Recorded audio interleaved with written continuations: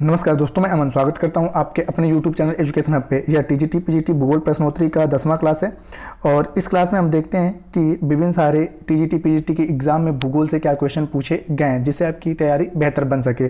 तो आज की इस क्लास में हम देखेंगे कि नदी एवं उसके किनारे बसे नगर से संबंधित जो क्वेश्चन पूछे गए हैं या इसका दूसरा पार्ट है। इसके पहले पार्ट के लिए आप टीजीटी पीजीटी ज्योग्राफी के प्लेलिस्ट में जाकर आप सभी वीडियो को प्राप्त कर सकते हैं। चलिए शुरू करते हैं बिना किसी देरी के। तो यहाँ पे है कि सूची 1 को सूची 2 से मिलाना है। यहाँ पे 2 होना चाहिए, सूची 1 को 2 से मिलाना है। यहाँ पे संगम है और यहाँ पर है नदियाँ कि देवप्रयाग के संगम पे स्थित है, विष्णुप्रयाग के संगम पे स्थित है। तो यहाँ पर हम इसको मैच करने की कोशिश करते हैं। तो यहाँ पे है कि देवप्रयाग जो है अलकनंदा और भागीरथी के संगम को हम लोग देवप्रयाग के नाम से जानते हैं। उसके बाद आपका है विष्णुप्रयाग, तो धौली गंगा एवं विष्णु गंगा, ठीक है, धौली गंगा और विष्णु गंगा को हम लोग विष्णु प्रयाग कहते हैं। कर्णप्रयाग जो संगम है वह पिंडार और अलकनंदा नदी के बीच में स्थित है और रुद्रप्रयाग जो है वह पिंडार और मंदाकिनी नदी पे स्थित है। अगर यहाँ पे हम लिखने की कोशिश करें तो तीसरा वाला जो है ए है, उसके बाद दूसरा वाला जो है ये बी है, उसके बाद जो है चौथा सी है और ये आपका डी है। अगला क्वेश्चन है कि अलकनंदा एवं भागीरथी किस स्थित तीर्थ हैं, किस पे स्थित तीर्थ हैं। तो यहाँ पे विष्णुप्रयाग, देवप्रयाग, रुद्रप्रयाग या कर्णप्रयाग। तो यहाँ पर सही ऑप्शन होता है बी कि देवप्रयाग। अगला क्वेश्चन है आपका कि उत्तराखंड राज्य में देवप्रयाग किन नदियों के संगम पर स्थित है। ऑप्शन है मंदाकिनी और अलकनंदा नदी के संगम पर। दूसरा है आपका कि भागीरथी और अलकनंदा नदी के संगम पर। तीसरा है अलकनंदा और पिंडार नदी के संगम पर और चौथा उपयुक्त में से कोई नहीं। तो यहाँ पे आपका सही होता है बी वाला कि भागीरथी और अलकनंदा नदी के संगम पर। अगला क्वेश्चन, निम्नलिखित में से कौन सी नदी भ्रंश घाटी से प्रवाहित होती है। ऑप्शन है नर्मदा, लूनी, माही या कावेरी। तो यहाँ पे सही ऑप्शन होता है आपका ए नर्मदा। भारत की 3 नदियां हैं जो अपने भ्रंश घाटी से होकर बहती हैं। एक है नर्मदा, दूसरा है तापी या ताप्ती कह सकते हैं और तीसरा है दामोदर। ये 3 नदियां हैं जो भ्रंश घाटी से होकर बहती हैं। इसके एक्सप्लेन में देखते हैं। तो एक्सप्लेन में है कि नर्मदा नदी मध्य प्रदेश के अमरकंटक नामक पहाड़ी से निकलकर माहौच के निकट अरब सागर की खंबात की खाड़ी में जाकर गिरती है। यह भ्रंश घाटी से होकर बहती है। नर्मदा नदी डेल्टा का निर्माण नहीं करती बल्कि यह एस्चुरी यानी कि ज्वार नदमुख का निर्माण करती है। इसके उत्तर में विंध्याचल तथा दक्षिण में सतपुड़ा पर्वत स्थित है। अन्य नदियां लूनी, महानदी, कावेरी जो है भ्रंश घाटी से होकर नहीं बहती हैं। ठीक है, यहाँ पे आंसर नहीं, तो यहाँ पे भ्रंश होना चाहिए। अगर अन्य महत्वपूर्ण तथ्य की बात की जाए तो अन्य महत्वपूर्ण तथ्य है कि तापी नदी जो है भ्रंश घाटी से होकर बहती है। नर्मदा के समानांतर पश्चिम की दिशा में बहते हुए सूरत के निकट खंबात की खाड़ी में विलीन हो जाती है। तो जैसा कि मैंने बताया कि भारत की 3 नदियां हैं जो अपने भ्रंश घाटी में होकर बहती हैं। ठीक है, वह आपकी हैं नर्मदा, तापी और दामोदर। अगले क्वेश्चन की बात करें तो निम्न से कौन सी नदी डेल्टा का निर्माण नहीं करती है। गंगा, यमुना, कावेरी या नर्मदा। तो यहाँ पर सही ऑप्शन होता है डी। एक्सप्लेन आगे कर चुके हैं। अगला क्वेश्चन, निम्नलिखित में से कौन सी नदी भ्रंश घाटी में बहती है। ऑप्शन है सोन, नर्मदा, माही या कृष्णा। तो यहाँ पर सही ऑप्शन होता है बी नर्मदा नदी। अगला क्वेश्चन है, निम्नलिखित में से कौन सी नदी एक भ्रंश घाटी में प्रवाहित होती है। तो ऑप्शन है लूनी, नर्मदा, सोन नदी या यमुना नदी। तो यहाँ पर सही ऑप्शन होता है बी नर्मदा नदी। अगला क्वेश्चन है, कौन सी नदी अरब सागर में गिरती है। कावेरी, कृष्णा, गोदावरी या नर्मदा। तो यहाँ पर आपका सही ऑप्शन होता है डी नर्मदा। नर्मदा अरब सागर में गिरती है। अन्य ये तीनों नदियां बंगाल की खाड़ी में गिरती हैं।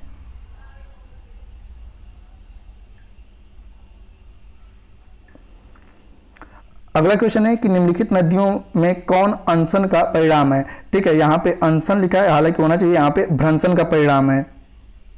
भ्रंशन का परिणाम है यानी कि भ्रंश घाटी में होकर बहती है। तो ऑप्शन है आपका कावेरी, महानदी, नर्मदा या माही। तो यहाँ पर सही ऑप्शन है सी नर्मदा नदी जो है वह भ्रंशन का परिणाम है। अगला क्वेश्चन, निम्नलिखित कथनों पर विचार कीजिए तथा नीचे दिए गए कूट से सही उत्तर चुनिए। कथन है कि पश्चिमी घाट की नदियां द्वारा डेल्टा का निर्माण नहीं होता है और दूसरा कह रहा है कि यह नदियां अधिकतर छोटे प्रवाह क्षेत्रों एवं अपेक्षाकृत कड़ी चट्टानों से प्रभावित होती हैं। अब यहाँ पे देखते हैं तो यहाँ पे पहला वाला स्टेटमेंट क्या है कि गलत है, क्योंकि आपने पता है कि पश्चिमी घाट से नदियां गोदावरी, कृष्णा, कावेरी ये सभी की सभी कहाँ पे पश्चिमी घाट से निकलती हैं और गिरती हैं बंगाल की खाड़ी में।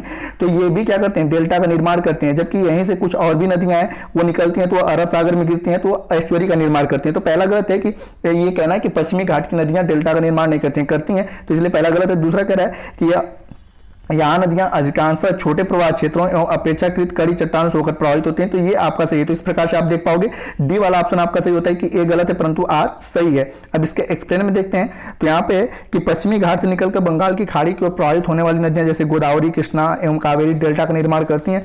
अतः वो पहला कथन जो है वह गलत है। पश्चिमी घाट की नदियों द्वारा डेल्टा का निर्माण नहीं होता है, गलत है। और पश्चिमी घाट क्षेत्र में अधिकांशतः छोटे प्रवाह क्षेत्रों एवं अपेक्षाकृत बड़ी चट्टानों पर प्रभावित होती हैं। तो ये वाला आपका कारण जो रहा वो सही है, लेकिन ए वाला जो था वह गलत था। अगला है सिंधु नदी अरब सागर में गिरती है, इसका उद्गम स्थल कहां पर है?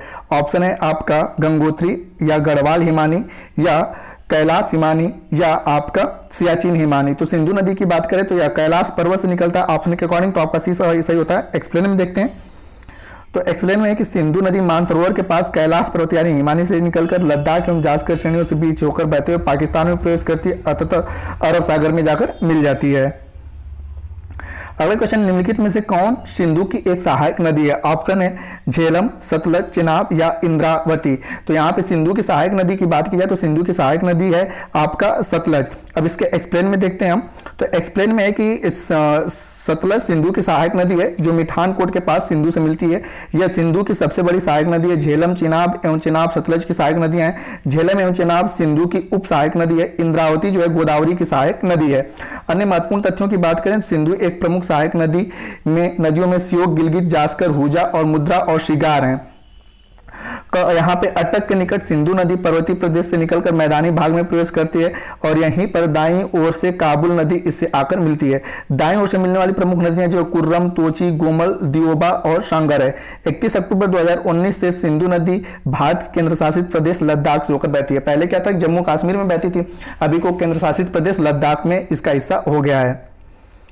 अगले क्वेश्चन, निम्नलिखित में से कौन सी सिंधु नदी की सबसे बड़ी सहायक नदी है? ऑप्शन है आपका झेलम, रावी, सतलज या उपयुक्त में से कोई नहीं। तो पिछले प्रश्न में मैंने बताया कि सतलज जो है वह सिंधु की सबसे बड़ी सहायक नदी है। अगला क्वेश्चन है, काली सिंध नदी निम्न में से किस नदी की सहायक नदी है? ऑप्शन है ब्रह्मपुत्र, गंगा, सिंधु, यमुना या गोदावरी। तो यहां पर काली सिंध की बात की जाए तो काली सिंध जो है वह यमुना की सबसे बड़ी सहायक नदी है। अब यहां पर इसके एक्सप्लेन में देखते हैं। तो काली सिंध नदी चंबल की सहायक नदी है। चूंकि चंबल विकल्प नहीं है इसलिए चंबल नदी यमुना की सहायक नदी है। इस प्रकार से हम मानते हैं कि काली सिंध नदी का उद्गम मध्य प्रदेश के देवास के बागली गांव से हुआ है और यह राजस्थान में के कोटा में जाकर चंबल से मिल जाती है। तो हालांकि चंबल नदी नहीं दिया गया और चंबल किसकी सहायक नदी है? यमुना की। तो इसलिए ऑप्शन के अकॉर्डिंग हम यहाँ पे कहेंगे कि काली सिंध किसकी है? यमुना की। अगर ऑप्शन में चंबल दिया रहता तो हम किसको करते हैं? चंबल की सहायक नदी है। अगला क्वेश्चन, निम्नलिखित नदियों में से कौन सी ज्वार मुख बनाती है? ऑप्शन है गोदावरी, महानदी, स्वर्णरेखा या तापी। तो मैंने बताया कि भारत की 3 नदियां हैं, नर्मदा, तापी या ताप्ती और दामोदर। ये जो है एस्चुरी या कह सकते हो या ज्वार मुख कह सकते हो बनाती हैं। तो इस प्रकार से सही ऑप्शन होता है आपका डी। जैसे एक्सप्लेन में कि तापी या ताप्ती नदी मध्य प्रदेश के बैतूल जिले के मुल्ताई के निकट सतपुड़ा पहाड़ियों से निकलती है। मध्य प्रदेश, महाराष्ट्र तथा गुजरात से प्रवाहित होती हुई यह नदी अरब सागर में ज्वार या एस्चुरी का निर्माण करती है। अगला क्वेश्चन, निम्नलिखित में से कौन सी नदी ज्वार मुख का निर्माण करती है? ऑप्शन है गंगा, ताप्ती, गोदावरी या महानदी। तो यहां पर आपका सही ऑप्शन होता है बी, ताप्ती जो है ज्वार मुख का निर्माण करती है। अगला क्वेश्चन, निम्नलिखित नदियों में से कौन गोदावरी की सहायक नदी नहीं है? ऑप्शन है मंजरा, प्राणहिता, पेनगंगा या माही। तो यहां पर जो है वह माही जो है वह गोदावरी की सहायक नदी नहीं है। एक्सप्लेन में देखते हैं। तो माही नदी पश्चिम भारत की एक प्रमुख सहायक नदी है। माही नदी का उद्गम मध्य प्रदेश के धार जिले से होता है। यह मध्य प्रदेश के धार, झाबुआ और रतलाम जिलों में राजस्थान और गुजरात से होते हुए खंबात की खाड़ी में गिरती है। शेष नदियां जो है वह गोदावरी की सहायक या उप नदी हैं। अगला क्वेश्चन है कि यह कौन सी नदी है जिसका उद्गम एवं मुहाना भारतीय गणराज्य में हुआ है? ऑप्शन है गोदावरी, ब्रह्मपुत्र, सतलज या सिंधु। तो यहां पर सही ऑप्शन होता है ए, गोदावरी जो है वह भारतीय, ठीक है, भारतीय गणराज्य में इसका उद्गम हुआ है। अन्य सभी नदियों का उद्गम जो है भारतीय गणराज्य में नहीं हुआ है। एक्सप्लेन में देखते हैं यहाँ पर। तो एक्सप्लेन में आपका है कि दिए गए विकल्प में गोदावरी नदी का उद्गम एवं मुहाना भारत में। गोदावरी नदी प्रायद्वीपीय भारत की सबसे बड़ी नदी, इसकी लंबाई 1465 किलोमीटर है यानी कि 1465 किलोमीटर है। यह महाराष्ट्र के नासिक जिले में पश्चिमी घाट से उत्पन्न होती है और दक्षिण भारत को पार कर दक्षिण पूर्व की ओर बहती हुई बंगाल की खाड़ी में जा गिरती है। अपने विशाल आकार एवं विस्तार के कारण प्रायः इसे वृद्ध गंगा के नाम से भी जाना जाता है। अगला क्वेश्चन, निम्नलिखित में से कौन प्रायद्वीपीय भारत की सबसे बड़ी नदी है? ऑप्शन है गोदावरी, कृष्णा, कावेरी या नर्मदा। तो यहाँ पर सही ऑप्शन होता है आपका कि दक्षिण भारत की जो सबसे बड़ी नदी है वह है गोदावरी। अगला क्वेश्चन है कि जबलपुर नगर किस नदी के किनारे बसा हुआ है? ऑप्शन है गंगा, यमुना, नर्मदा या गोदावरी। तो यहाँ पर सही ऑप्शन होता है सी, नर्मदा। अब इसका एक्सप्लेन में देखते हैं।